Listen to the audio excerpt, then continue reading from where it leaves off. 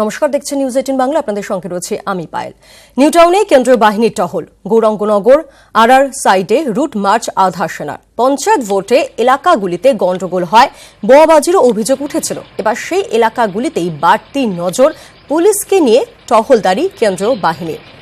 New টাউনে কেন্দ্রীয় বাহিনীর টহল, কথা বলবো, টেলিফোন লাইনে রয়েছেন অনুপ চক্রবর্তী। অনুপা, সকালে কেন্দ্রীয় বাহিনীর টহল এবং পুলিশও ছিল, সেক্ষেত্রে কিভাবে টহল হয় এবং সাধারণ মানুষের সঙ্গে কথাও কি বলেছে কেন্দ্রীয় বাহিনী?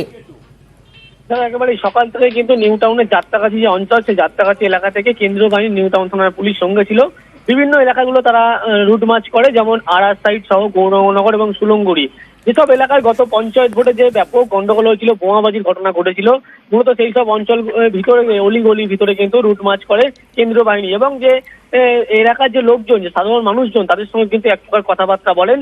এবং এরপরে এখনো পর্যন্ত নিউ টাউনের যাত্রাগাছি সহ বিভিন্ন আরআর সাইডের ভিতরে রাস্তায় এখনো রুট মার্চ কেন্দ্রীয় বাহিনী চালাচ্ছে, যাতে পুলিশের এখন একটাই নিউ টাউন থানার পুলিশ জানাচ্ছে যে পঞ্চায়েত নির্বাচন হয়েছিল, সেই নির্বাচনের জন্য মতো কোনো যেন গন্ডগোল নতুন করে লোকসভা নির্বাচনের সূত্রপাত হয়, সেই কারণে কিন্তু রুট মার্চ আজ থেকে চালু হলো। এবং রুটিন অনুযায়ী কিন্তু এলাকাগুলোতে মূলত কেন্দ্রীয় বাহিনী দিয়ে রুট মার্চ করানো হবে। ধন্যবাদ। নিউ টাউনে কেন্দ্রীয় বাহিনীর টহল, পঞ্চায়েত ভোটে এই এলাকাগুলি অর্থাৎ Gaurangnagar RR side route march করে আধার সেনা। পঞ্চায়েত ভোটে এই এলাকাগুলিতে গন্ডগোল হয়েছিল এবং বোমাবাজিরও অভিযোগ উঠেছিল। এবার সেই এলাকাগুলিতেই বাড়তি নজর। আজ সকাল থেকে সেখানে টহল দেয় কেন্দ্রীয় বাহিনীর, সঙ্গে ছিল পুলিশও। ফের কেন্দ্রীয় বাহিনী নিয়ে বিতর্ক। তৃণমূলের দাবি, বাড়ি বাড়ি গিয়ে বাহিনীর অনেকে হুমকি দিচ্ছে। এ নিয়ে কমিশনে নালিশ জানানো হবে বলে মন্তব্য করেছেন ফিরহাদ হাকিম।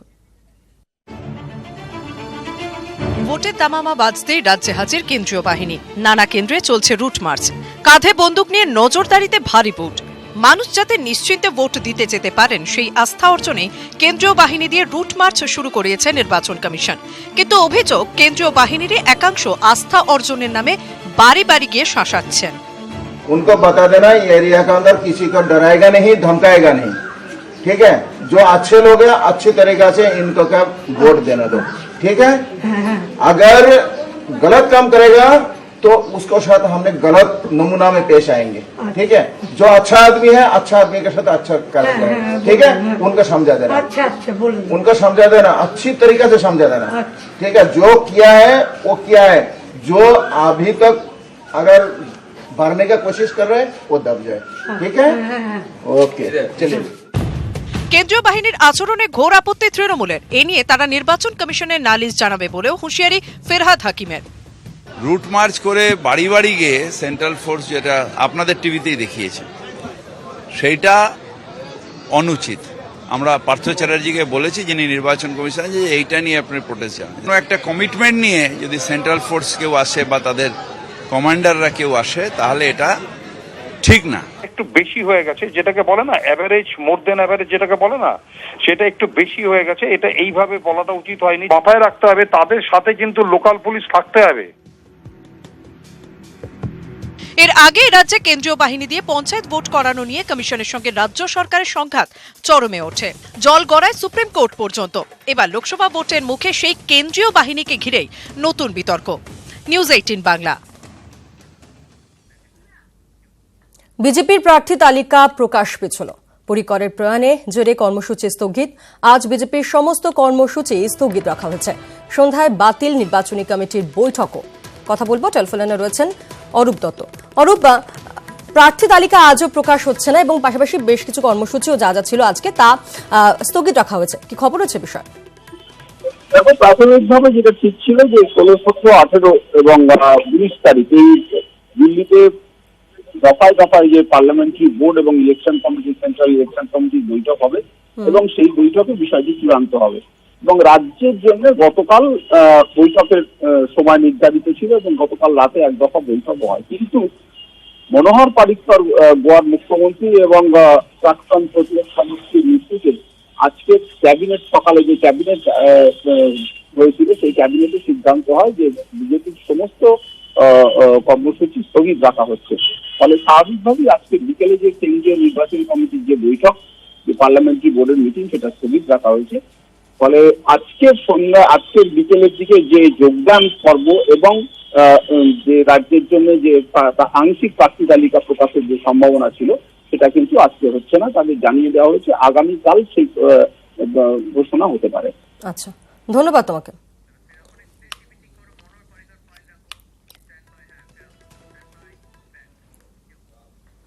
প্রয়াত গোয়ার মুখ্যমন্ত্রী মনোহর পরিকরের আজ শেষকৃত্য। বেশ কয়েকদিন ধরেই প্যানক্রিয়াসে ক্যান্সারে ভুগছিলেন তিনি। 63 বছর বয়সে পরিকরে 3বার গোয়ার মুখ্যমন্ত্রী হন। খুব অল্প বয়সে আরএসএস এর যোগ দিয়েছিলেন তিনি। 1988-তে যোগ দিয়েছিলেন বিজেপিতে। 1994 সালে পানাজি কেন্দ্র থেকে বিধায়ক হয়েছিলেন তিনি।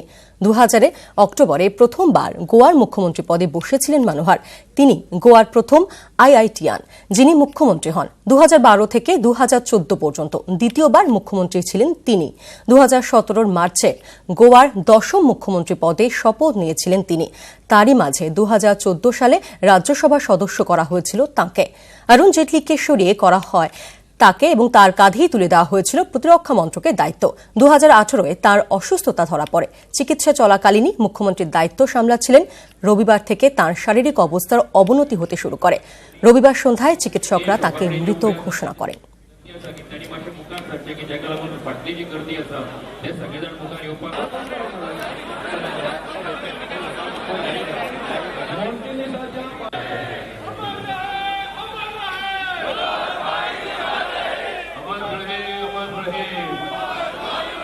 गोवा के मुख्यमंत्री और देश के पूर्व रक्षा मंत्री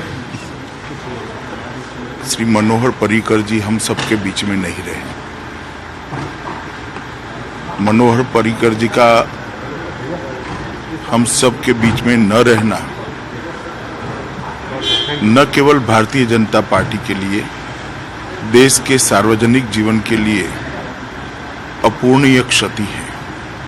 देखिए, मनोहर पर्रिकर जी मेरे अनुभव में देश के उन स्वच्छ छवि वाले राजनेताओं में से थे जिन्होंने निस्वार्थ भाव से संगठन के सिद्धांतों के अनुसार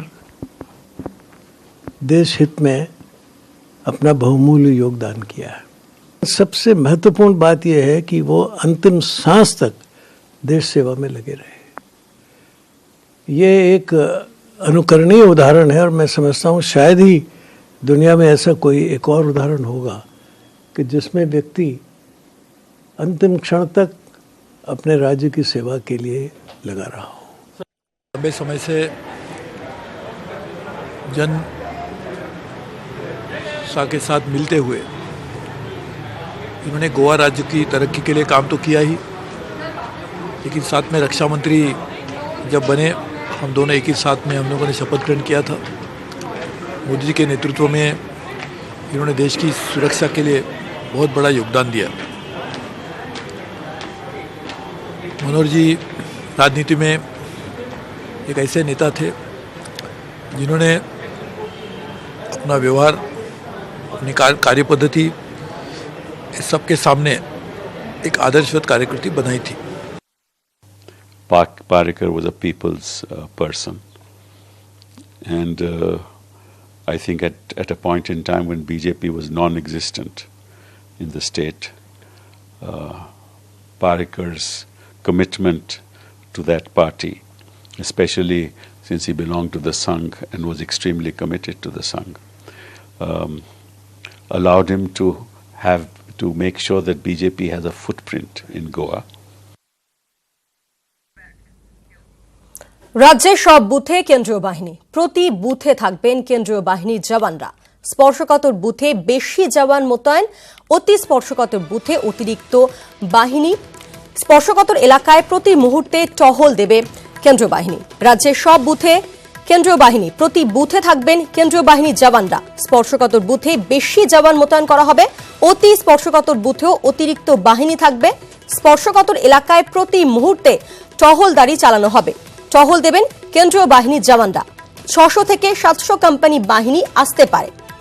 রাজ্যের সব বুথে কেন্দ্রীয় বাহিনী। টেলিফোন লাইনে রয়েছেন তুহিন দাস চন্দ্র। তুহিন, কি খবর রয়েছে বিষয়? প্রতি বুথে কেন্দ্রীয় বাহিনী থাকবে, কিভাবে ভাগ করা হবে, কোন কোন বুথে কত পরিমাণ বাহিনী থাকবে? দেখো, রাজ্যে যে 7 দফার নির্বাচন এবং প্রথম নির্বাচন শুরু হচ্ছে, প্রথম দফার নির্বাচন 11 এপ্রিল। এই 7 দফার নির্বাচনে মোট কেন্দ্রীয় বাহিনী আসতে চলেছে রাজ্যে 600 থেকে 700 কোম্পানি, অর্থাৎ 7 দফার ভোটে 600 কোম্পানি কেন্দ্রীয় বাহিনী রাজ্যে আসতে চলেছে, এমনই নির্বাচন কমিশন সূত্রে খবর পাওয়া যাচ্ছে। এবং প্রতি বুথে কেন্দ্রীয় বাহিনী মোতায়েন থাকবে, অর্থাৎ রাজ্যের প্রত্যেকটি বুথে কেন্দ্রীয় বাহিনী মোতায়েন থাকবে।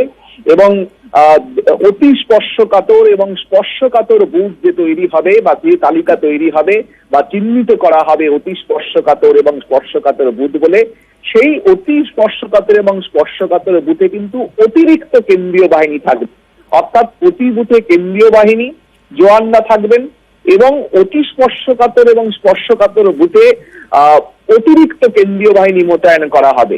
এছাড়া যে সমস্ত এলাকা স্পর্শকাতর এলাকা বলে চিহ্নিত করা হবে বা ইতিমধ্যেই চিহ্নিত করা হয়েছে, সেখানে প্রতি মুহূর্তে কেন্দ্রীয় বাহিনীর জওয়ানরা টহল দেবেন। অর্থাৎ সব মিলিয়ে কেন্দ্রীয় বাহিনী মানুষের মনোবল বৃদ্ধি করবার জন্য এবং সুষ্ঠুভাবে যাতে নির্বাচন সম্পন্ন হয়, মানুষ যাতে ভোটাধিকার প্রয়োগ করতে পারেন তার উপর নজর রাখবে কেন্দ্রীয় বাহিনী। এবং যে খবর পাওয়া যাচ্ছে নির্বাচন কমিশন সূত্রে এখনো পর্যন্ত, এই ধরনের মোতায়েন করবার জন্য প্রতি বুথে কেন্দ্রীয় বাহিনী, স্পর্শকাতর এবং অতি স্পর্শকাতর বুথে অতিরিক্ত কেন্দ্রীয় বাহিনী, এই ধরনের মোতায়েন করবার জন্য কেন্দ্রীয় বাহিনী আরো 600 থেকে 700 কোম্পানি মোট কেন্দ্রীয় বাহিনী 7 দফার নির্বাচন যে রাজ্যে হবে তাতে আসতে চলেছে। ধন্যবাদ তোমাকে।